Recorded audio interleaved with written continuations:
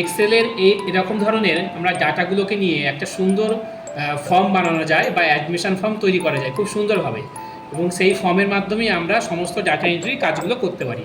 তো কীভাবে করা যায় চলো দেখা যাক। এর জন্য আমরা ফার্স্ট এই পুরো হেডিং সমেত পুরো ঘরগুলোকে আমরা সিলেক্ট করে নেব মাউস ধরে।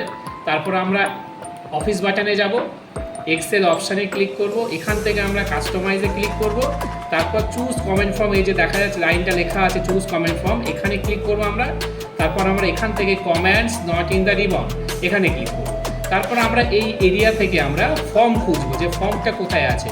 এই যে ফর্মে ক্লিক করব, ফর্মটাকে অ্যাড করে নেব। দেখো ফর্মটা এখানে অ্যাড হয়ে গেছে, এই যে অ্যাড। তারপর আমরা ওকে করব। ওকে করলে আমার এই ফর্মটা আমরা তৈরি করে নিয়েছি, সেটা কোথায় আছে, এই যে কাস্টমাইজ এরিয়ার মধ্যে আমার ফর্মটা আছে। তো আমরা যখন এখানে ক্লিক করব ফর্মে, এই যে ফর্মটা, তারপর ওকে করব, দেখো আমার এই ফর্মটা চলে এসেছে। এইবার যদি আমরা এখানে ফিল আপ করি তাহলে অটোমেটিকভাবে আমাদের এই কাজটা এই সিটের মধ্যে এন্ট্রি হয়ে যাবে। চলো দেখা যাক।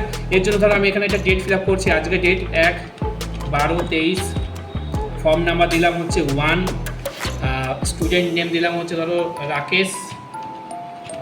রাকেশ দাস, গার্জেন নেম দিলাম হচ্ছে সুরেশ দাস,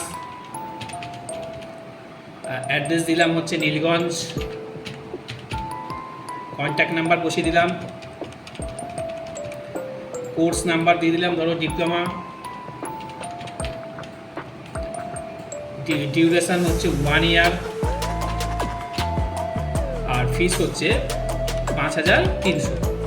এবার যখন আমরা ফিল আপ করলাম, যখনই আমরা নিউতে ক্লিক করবো, নিউ মানে হচ্ছে পরের ফর্ম যখন আমরা ফিল আপ করবো, তো আমরা নিউতে ক্লিক করছি, যেই নিউতে ক্লিক করবো আমরা পরে নিউ ফর্মটাও পেয়ে যাবো, তার সাথে সাথে এই ডাটাগুলো আমরা এই সিটের মধ্যে অটোমেটিকভাবে চলে আসবে। দেখো নিউতে যেই ক্লিক করলাম, দেখো সমস্ত ডাটাগুলো আমার এখানে এন্ট্রি হয়ে গেছে।